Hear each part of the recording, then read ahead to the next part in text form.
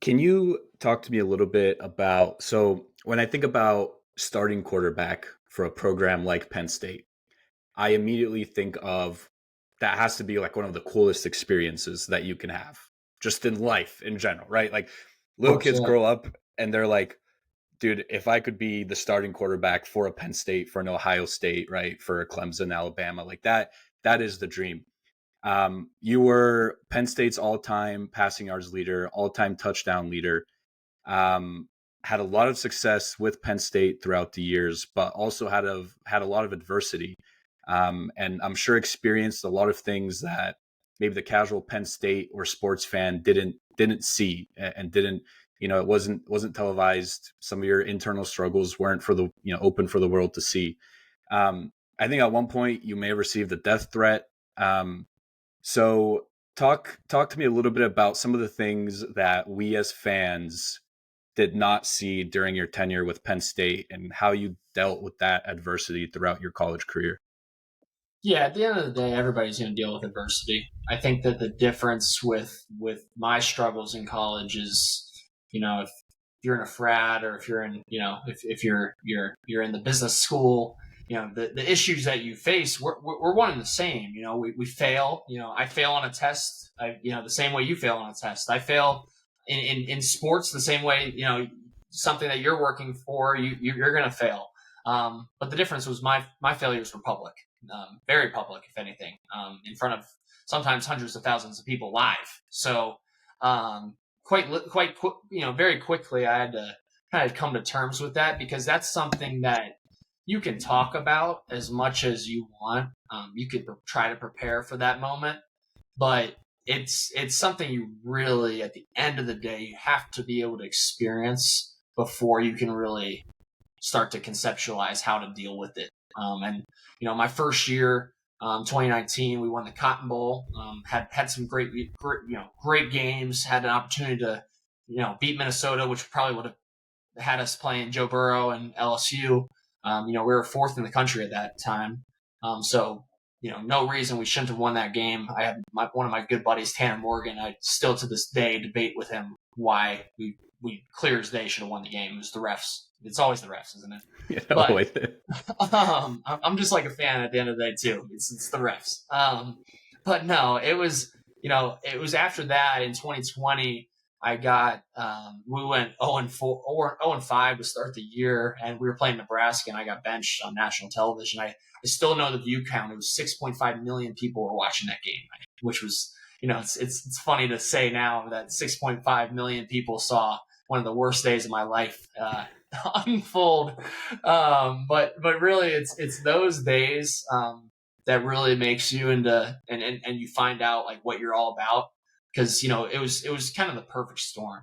We had COVID going on, which is terrible for the country in the first place. So the global shutdown, then Penn State football now making it localized is doing terribly, and to cap it all off, the reason that they're doing bad is myself. I was turning the ball over, I couldn't figure it out.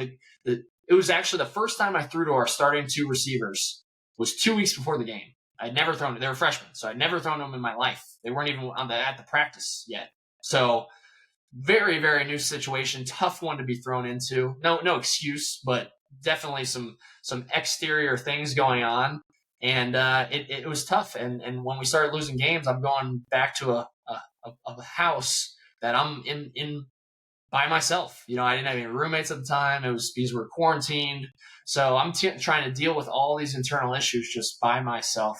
And I learned a lot. I learned a lot about struggles. I learned about mental health, being able to really lean on your family and the people that really love and care about you.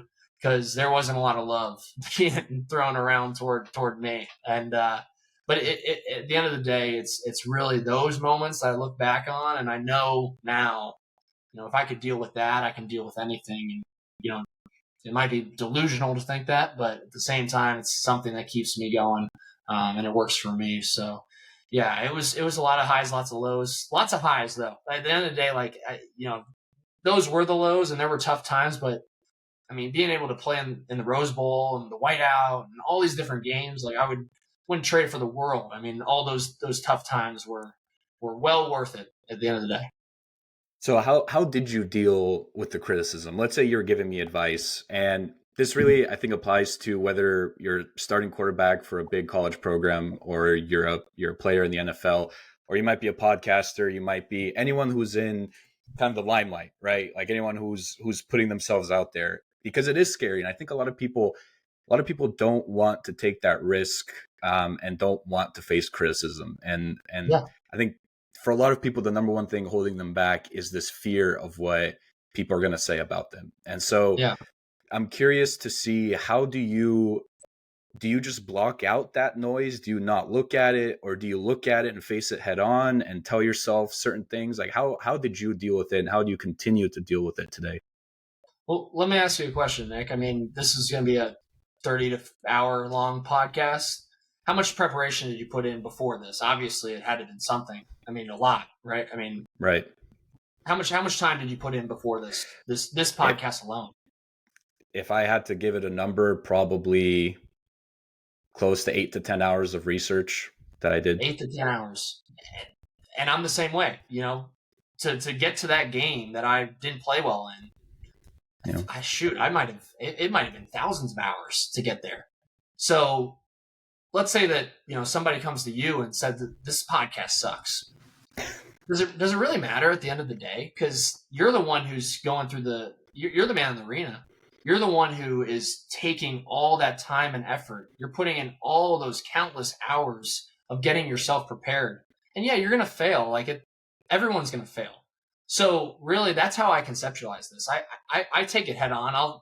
I see it. I know what it is. But at the end of the day, I just lean on knowing what that 4 a.m. wake up looked like, to walk through the snow, to get to winter workouts, to be ready for that moment.